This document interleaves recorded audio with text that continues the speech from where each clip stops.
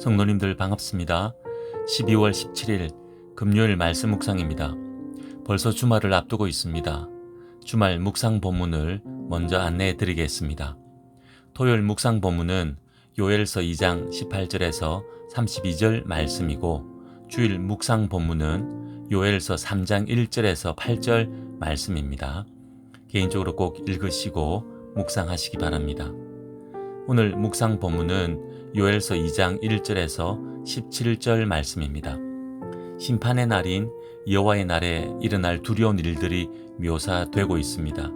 그래서 여호와께로 돌아오라고 그의 백성들에게 회개의 기회를 주고 계십니다.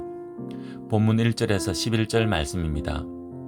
여호와의 날이 다가오고 있음을 경고합니다. 1절 말씀입니다. 시온에서 나팔을 불며 나의 거룩한 산에서 경고의 소리를 질러 이 땅 주민들로 다 떨게 할지니 이는 여호와의 날이 이르게 됨이니라. 이제 임박하였으니.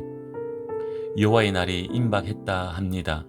1장에서도 여호와의 날을 선포하고 전하라고 하셨는데, 오늘 말씀에서도 나팔을 불며 경고의 소리를 질러 여호와의 날이 임박했다고 전하라 말씀합니다. 그러면서 2절부터 여호와의 날이 어떠할지 묘사합니다. 어둡고 캄캄한 날이 될 것이라 합니다. 그런데 어둡고 캄캄하게 만든 것이 다름 아닌 하나님의 백성들을 치러 온 수많은 강한 무리들입니다. 이와 같은 것은 전무후무한 일이 될 것이라 말씀합니다. 온 세상을 캄캄하게 만든 강한 무리들이 모든 것을 불태워 황폐하게 만들 것이라 합니다. 이 강한 무리들은 아무도 막을 수 없는 말탄 기병들 같다 합니다. 그들이 달릴 때 불꽃이 건물을 사르는 것 같은 두려운 소리가 나며 강한 군대가 진군하는 소리가 나 백성들이 두려움과 공포로 질리고 얼굴빛이 하얘진다 합니다. 이 무리들은 모든 것을 진멸하기까지 흐트러짐이 없습니다. 달리며 성을 기어오르며 나아가도 주를 이탈하지 않고 부딪히지도 않는다 합니다. 성중에 뛰어 들어가고 성 위를 달리고 집으로 들어가 모든 것을 진멸한다 합니다. 이들을 피할 길이 없습니다. 이들 앞에 땅이 진동하며 하늘이 떨며 해와 달이 캄캄하며 별들이 그 빛을 잃는다 합니다.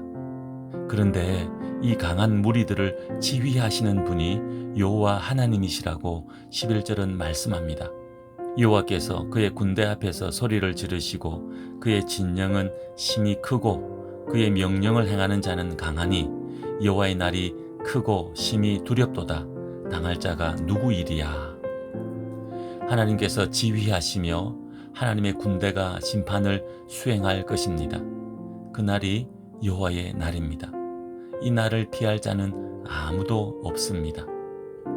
1장에서는 여호와의 날에 있을 메뚜기 떼 재앙을 말씀하셔서 1차적으로 농작물의 심각한 피해를 예상하게 했고, 더 나아가 메뚜기 떼와 같은 이방의 침략으로 이스라엘의 고통과 멸망을 짐작하게 했습니다.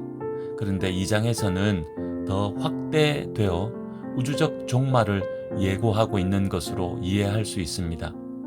여호와의 날에 있을 심판은 전무후무한 심판이 될 것이라 말씀하시며, 이 심판을 막을 자도 없고 피할 자도 없음을 말씀합니다. 그리고 이 심판을 지휘하시는 분이 하나님이심을 밝히고 있습니다. 마지막에 있을 종말의 심판을 의미한다 할 수 있습니다. 그래서 요엘서에 나오는 여호와의 날을 다중적으로 이해할 필요가 있다는 것입니다. 먼저는 이스라엘 역사 가운데 일어난 사건으로 이해할 수 있고, 더 나아가 마지막 종말의 때에 일어날 사건으로 이해할 수 있다는 것입니다. 오늘 우리는 마지막 종말 때에 있을 하나님의 심판으로 이해하면서 말씀을 묵상하기 원합니다. 하나님께서 구약에서도 신약에서도 계속해서 말씀하시는 것은 마지막 때 하나님의 심판이 있다는 것입니다. 그 심판은 오늘 본문처럼 아무도 막을 수 없고 아무도 피할 수 없는 심판이라는 것입니다. 그리고 그 심판이 임박했다는 것입니다. 정확한 때는 아무도 알 수 없지만 분명한 것은 임박했다는 것입니다. 이러한 말씀의 교훈을 분명하게 기억하며 살아가는 자들이 지혜로운 자들입니다. 어제도 묵상했지만 하나님의 심판의 말씀은 동전의 양면처럼 구원의 말씀의 또 다른 표현이라고 했습니다. 그러니 심판의 말씀 앞에 마음 불편해하는 우리들이 아니라 더욱 구원의 확신을 가지고 자신을 돌아보는 우리들 되기 원합니다. 아무도 피할 수 없는 하나님의 심판이 임박한 이때에 나는 구원받아 하나님의 자녀된 모습으로 살고 있는지 돌아보는 우리들 되기 원합니다. 마지막으로 본문 12절에서 17절 말씀입니다. 여호와의 날에 있을 심히 크고 두려운 일을 당하지 않으려면 여호와께로 돌아오라고 말씀합니다. 회개하라는 것입니다.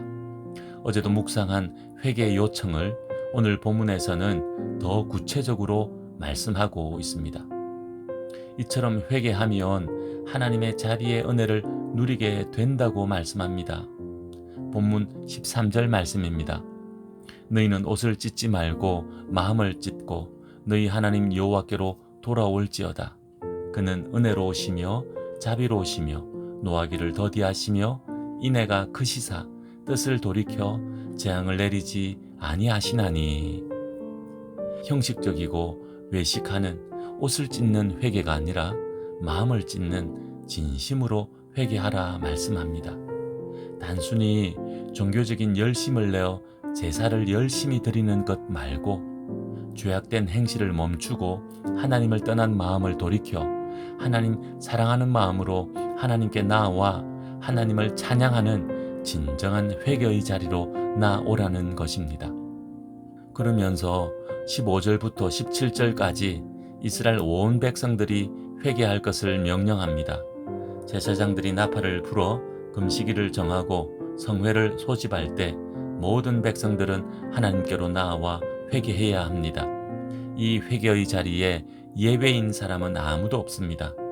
어린이와 젖 먹는 자도 신혼부부도 하나님 앞에 나아와 회개해야 합니다. 신혼인 신랑은 전쟁이 나도 소집하지 않았지만 회개의 자리엔 예외일 수 없습니다.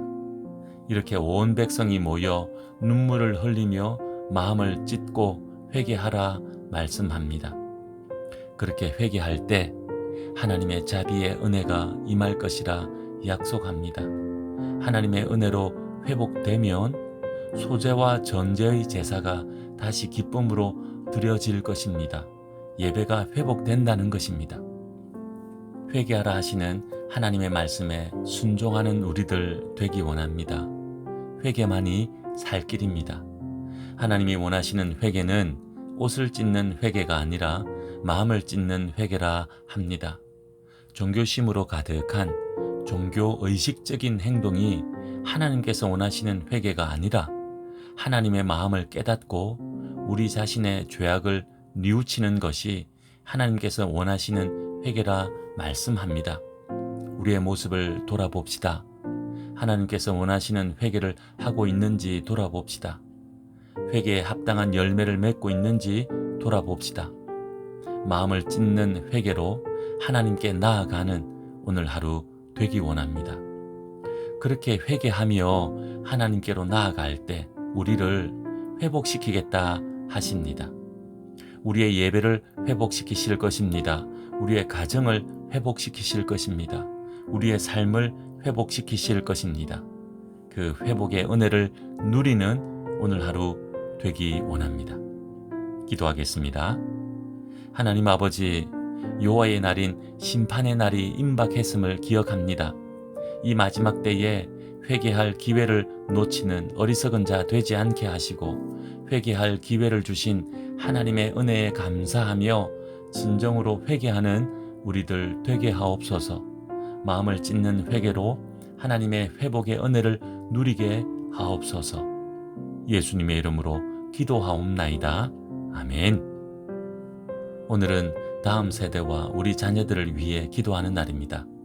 어제 말씀도 오늘 말씀도 회개하라 합니다. 자기 소견에 사로잡히면 회개할 줄 모릅니다. 뭘 잘못했는지 모르니까 말입니다. 다음 세대와 우리 자녀들이 이런 모습에 사로잡히면 안 될 것입니다. 영적으로 깨어있는 다음 세대와 우리 자녀들 되게 해달라고 기도하는 오늘 하루 됩시다. 오늘도 믿음으로 승리하십시오.